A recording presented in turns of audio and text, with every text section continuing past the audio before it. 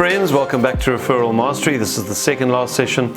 Today we're going to talk about how to build a database quickly if you don't have one.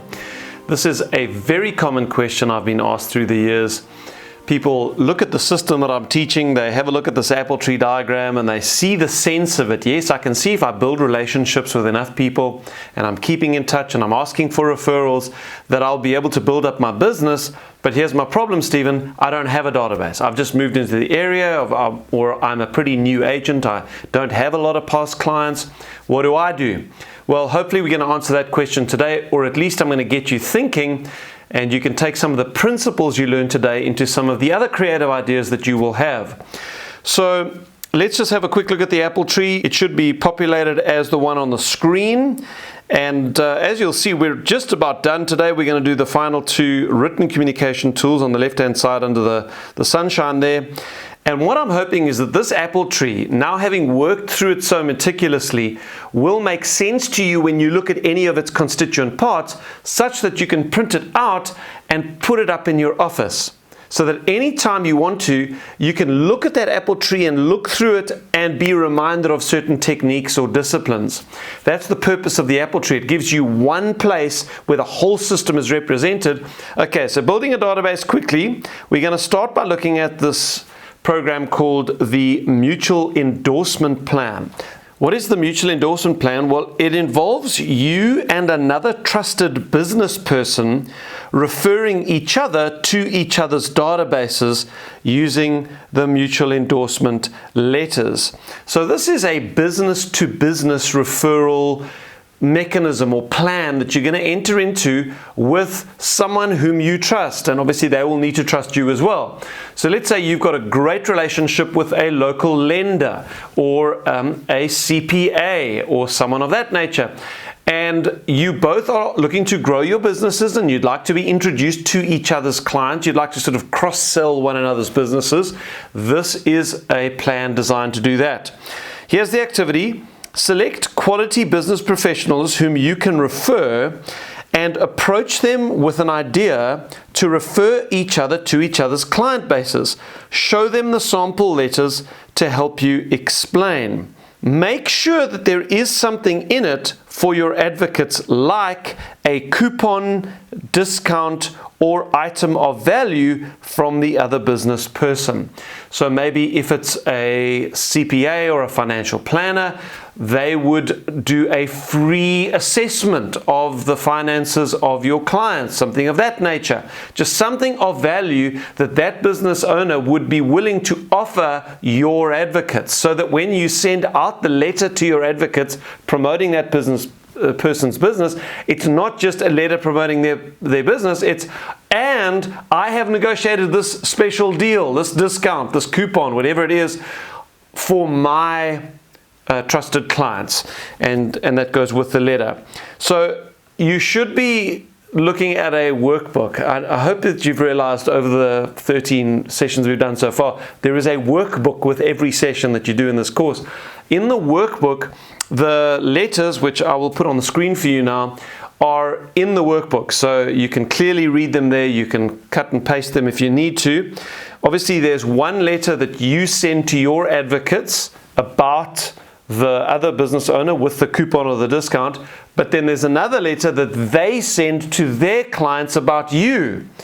So how do you follow up? Once these letters have been sent out to each other's databases, well, if you've been following carefully and you've kind of understood the whole principle behind working by referral and the dialogues, you should be able to answer this question on your own by now, but here it is. Phone through the other business owners list, introduce yourself, and use the database filter dialog. So you're going to be phoning through and saying, hey, it's Steve Johnson speaking. You recently got a letter from John Smith, your CPA, about my real estate services. Just wanted to phone and introduce myself to you personally, chit chat. And then I wanted to ask you, if you were buying or selling your home, or you had a friend or a family member who was, do you have an agent you'd refer them to? And if they say, no, I don't, you say, great, I'd love to be of service to you or your family and friends whenever you need it, and I'd love to keep in touch with you. How does that sound? Great, keep in touch. Wonderful, what's the best email address to get you on? And boom, they go onto your database. And you just phone through the whole list and do that. It's a great way to build your database quickly with a big chunk of people by being endorsed to them by someone that they trust, another business owner. You get the idea. All right, the next idea I'm going to give you is the absorption plan. What is the absorption plan? Well, it's a system designed to increase your referral base by taking over the database of someone who is leaving or has left the business. So do people leave real estate? Having become a real estate agent, do they then leave the industry? Of course they do all the time. Well, what happens to all of their past clients? It's that group of orphans that you are now going to absorb into your business. So here's the activity. Send out a series of endorsement style letters with a promotional picture of both of you in it. The letter is in your workbook. As you read through that letter, you're going to see who is the sender. The sender of the letter is the agent who is leaving or has recently left the industry. You're still in touch with them and they're open to doing this.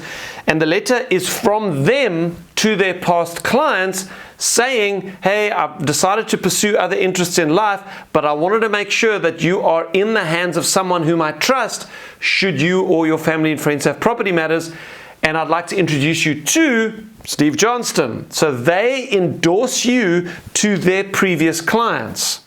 That's the purpose of the letter. It'll make sense when you read through it. How do you follow up the absorption plan? And sorry, I just want to make one point here. Who's drafting these letters? Who's putting them in envelopes? Who's putting the stamp on the envelope? Maybe you want to duplicate them by email as well. Who's doing all that work? You are doing it. You don't expect the previous agent to draft the letters and print them and put them in envelopes and stamp them and mail them off. You are doing them. All you're going to do is get their signature. You might even get a digital signature if they're happy to give you one so that you can do the whole thing.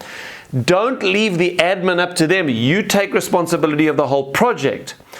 The letters get sent out. How do you follow up? Well, you definitely know the answer to that now. You follow up with a phone call, you introduce yourself personally, and then you qualify them or you filter them using that database filter dialog. The next idea, it's similar to the absorption plan. We call this the client adoption plan. What's the difference? The absorption plan works if you still have contact with the agent who is leaving or has left and they trust you and they like you and they're willing to send the letters. So you're still in touch. There's another group of people, if you are part of a team or maybe you're part of a brokerage that has got agents that have left in the past, you're not in touch with those agents. They can't send a letter to their past clients now about you. But there's this group of orphans, their past clients, who no one has now kept in touch with and the agent is long gone. They're sitting on a beach in Tahiti. How do you kind of adopt those clients for yourself? Well, that's what these letters are designed to do. Many times there are clients who have been served by your team in the past whom no one has kept in touch with. The client adoption plan recaptures those relationships that previous representatives from your team did not maintain. Here's the activity. Ask your team leader or your principal or your broker if you can access the old files of those who have left your team in the past 3 years. Send out a letter introducing yourself.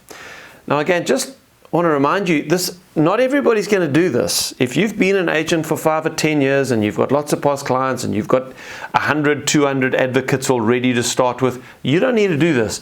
These are ideas for you if you're a brand new agent or maybe you've just moved into a new area. You've moved to a new city. You are needing desperately a way to build a database quickly if you don't have one. These are ideas for you. So not everybody's going to do this. But in this case, you'll see there's 2 options on letters. They're in your workbook. On the left-hand side of that screen, there is the letter from the business owner or the team leader or the broker to that database about you. So your team leader is sending out a letter on behalf of the team saying, hey, Mrs. Jones, you were a wonderful client of ours in the past. The agent that represented you has pursued other interests, but I, as the team leader, would like to introduce you to one of our other agents whom I trust, whom I've asked to contact you so that you've got someone who's there to look after you. That's the one option. If your team leader or principal or broker will not send that letter, you can, plan B, send a letter from yourself about yourself. Obviously, it's better if the team leader sends it, but hey, you work with what you got. So that's what the letter on the right-hand side is. It's the adoption letter from you about you. And then same story afterwards, you follow through with a phone call, you introduce yourself, and you use the database filter dialog on them. Wanted to ask you, if you were buying or selling your home, you had a friend or a family member who was, do you have an agent you'd refer them to? If they say no, I'd love to be in touch. What's the best email address to get you on? Okay, so I want you to fill in your Apple tree. Those are the final 2 written communication tools. Number 6 is the endorsement letters. That's kind of business to business referrals. And then number 7 are those 2 plans I just gave you, the absorption and the client adoption plans. That's number 7. Okay, so make sure your Apple tree is up to date. Okay, I've got a couple more ideas for you. The first one is housewarming parties. The housewarming party is a great way to build your database while continuing your exceptional service after the transaction is complete. In your initial presentation to prospective clients, include this as a service you provide. Together, decide in advance which costs you will cover personally. You're not promising to pay for the housewarming party, you're promising to organize it if they would like you to do so. So here's the little dialogue that you would use with your clients, so that you will do this with your buyers. They move in, you're helping them get settled in, and you're going to say something like this. I'd like to tell you about a service I provide to each of my clients. 60 to 90 days after you move, I would like to host a housewarming party to celebrate your new home. While you are getting settled, I'll make sure that everyone that you would like to be there is invited. All you need to do is provide me with a guest list, and I'll get started with the planning. Does that sound like something you would like me to do for you? Some will say yes, some will say no. If they say yes, it's a great way to build your database quickly, because now you are being introduced as the realtor of choice to all of their family and friends who come to the housewarming party, and you get to have multiple touches with these people leading up to the housewarming party, because you're the one sending out the invitations. You are at the housewarming party, meeting them, shaking hands, drinking coffee, making friends, and then you follow up afterwards with handwritten notes, we'll get to that in a second, and then phone calls, adding them to your database using the database filter dialog. So housewarming parties, there's a sample invitation for you. You'll find that in the workbook as well. Here's the activity. Send out invitations on their behalf, on your buyer's behalf. Call 2 to 3 days in advance to confirm attendees. Send thank you notes to all attendees, and follow up telephonically with the database filter dialog. And obviously you are at the housewarming party itself, so you've had multiple touches with these people. It's a great way to build the database. Then I want to look at change of address cards. It's a similar idea for people who don't want to do the schlep of a whole housewarming party. Maybe they would like you to do change of address cards. Change of address cards are a great way to continue your exceptional service after the transaction is complete, and to build your database. In your initial presentation, include this as a service you provide. So change of address cards, here's what the little dialogue with your clients would sound like. Mr. and Mrs. Smith, I want to tell you about a service I provide to each of my clients if they would like me to. After people move in, there are always hundreds of things to do, and one of them is notifying your family members, friends, business associates of your new address. I'd like to send change of address cards for you. These are personalized cards with a photo I've taken of you in front of your new home. All you need to do is provide me with a list of everyone that you'd like to be notified, and I'll take care of the rest. Does that sound like something that you would like me to do for you? And again, on the screen, you will see examples of a change of address card. It's like a postcard. It's not in an envelope. It's just double-sided postcard, and then you can follow up with a phone call afterwards. Here are some tips. Show them a sample card to create enthusiasm. Give the client a pre-formatted form to put the addresses and telephone numbers on, or maybe you want to email them an Excel spreadsheet that's got like columns in it, and then give them a date on which you will collect this. Take a picture of your clients in front of their new home, and if they don't want to stand in front of their new home and for a photo pose, just of their new home. And then after you've sent them, what's the follow-up? Well, you phone through this database of people, confirm that they received the card, and use the database filter dialog.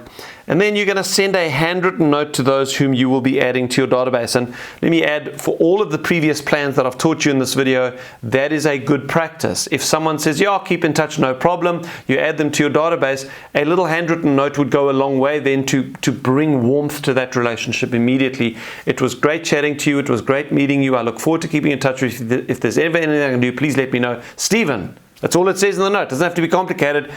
I want to give you one last idea for building a database quickly, because this really, in my mind, is still the most powerful tool in real estate, and it works so well if you have a referral system. And I'm going to talk about open houses. I'm a big fan of open houses, but I think agents should use open houses in order to make relational connections with people that they then keep in touch with, so that the referral system augments or underpins all the work you're doing on open houses. Now, open houses is a big topic, and there is a lot to learn about them, and if you do them well, they can completely transform your business. And so instead of trying to rush through some techniques here, what I've done is I've created a separate resource.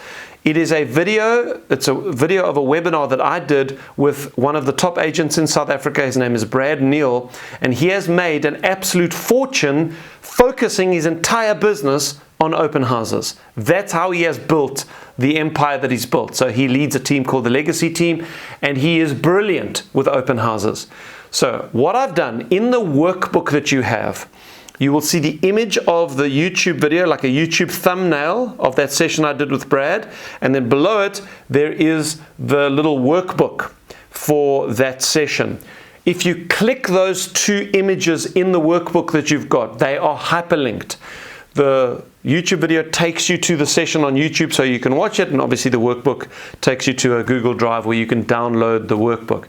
So please make time, maybe get together with some agents that you know and do that session on open houses, because it is incredibly powerful.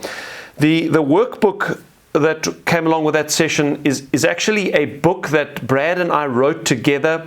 It's called The Book on Open Houses. We're swinging for the fences on the title, and it is a 21-point blueprint for running successful open houses from Brad's 19 years of experience.